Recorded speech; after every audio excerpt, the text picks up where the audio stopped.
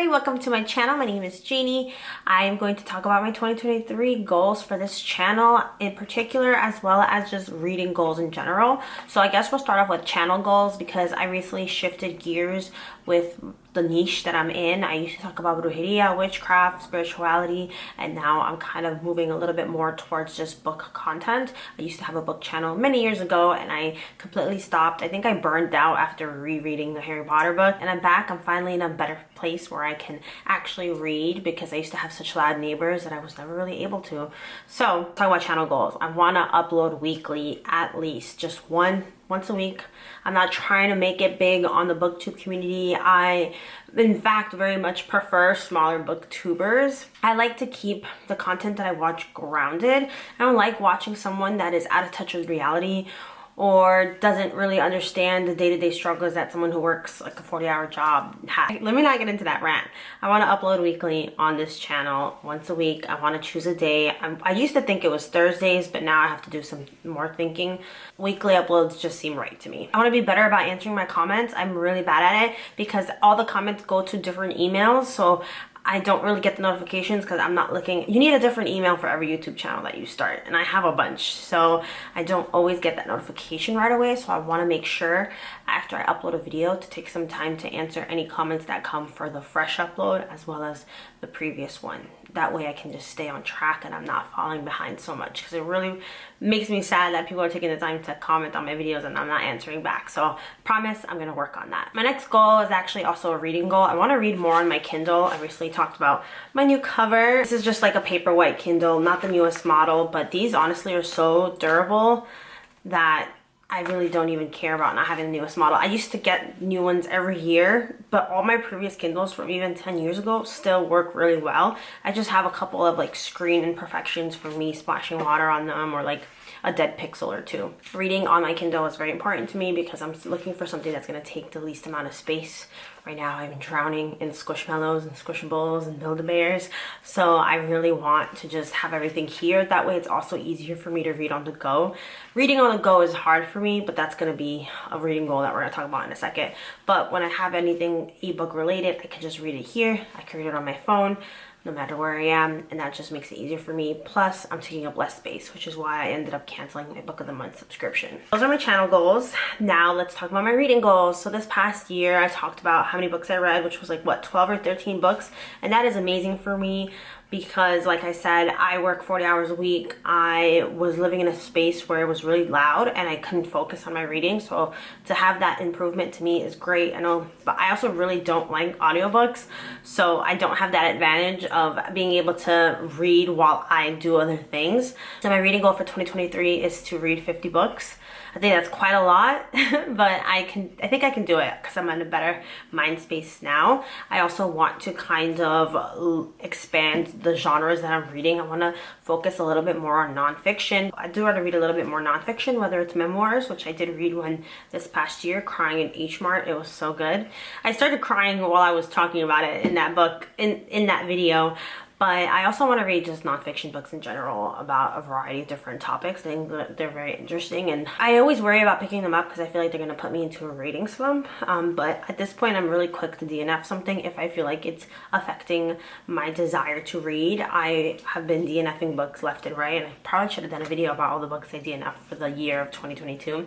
But it's fine. We're moving forward. I want to read more nonfiction. I also want to finish a couple of series that I've already started. So I want to finish Mistborn series. I want to finish the Skyward series. I don't know what that trilogy is called because when I first read Skyward, there was no other book after that. It's like a wonderful science fiction book. And I didn't go ahead and read more of that because I read such bad reviews about the second and third book. So if you've read them, let me know down below. I've only read Skyward. Do you think it's worth reading the rest of them? I want to give it a shot this year for 2023. Just finish up a couple of series. So Mistborn, Skyward. There's a couple others that I have in my Kindle and I haven't finished. Actually, I should probably do that. Like, we can look through my Kindle and see, because I've bought a lot of books in the past couple of years that I've just never read.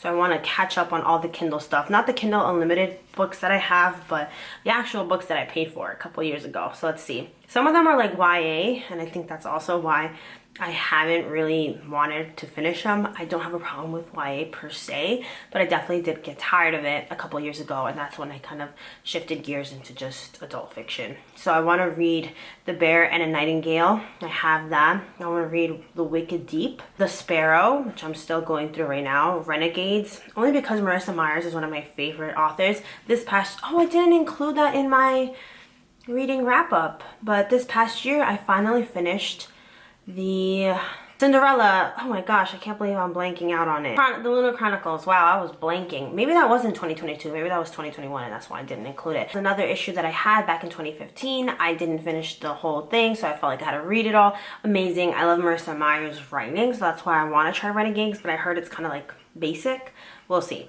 What else do I have in here? I want to finish up Hex, which was like a supernatural, mysterious, creepy book, I think. I Let You Go. I don't remember any of these, honestly, so I cannot tell you what these are about. But yeah, I think that is it. Okay, so that's not too bad. Some of these other things are like textbooks from like back in college. But, oh, The Outsider, but I have that as an audiobook. And I know what happened in The Outsider from Stephen King. I did get spoiled, and I also was watching the HBO adaptation of it. I might just read it anyway. I have a love and hate relationship with Stephen King's novels, but there's something about them that just draws me in anyway. I love horror so much. That's another thing. I want to read a little bit more horror books because I've read the Space one, Dead Silence, a couple of months ago, or back in January of last year, actually. I can already say it's been a year. And it was really good. It was really amazing. I did a whole book review on it. I thought it was great. So I would love to read more of them. Not necessarily Kindle Unlimited ones. I don't know. Sometimes indie horror books don't have the best writing, or sometimes they do, or it's just like sorting through all of them. So if you have any horror recommendations, let me know down below, because I desperately want to get back into it. I want to read more fantasy, like adult fantasy, high fantasy. I've kind of given it a break. And at my job, everyone's so into like Sarah J Maas, and I like her writing. Like, I like the Game of Thrones books.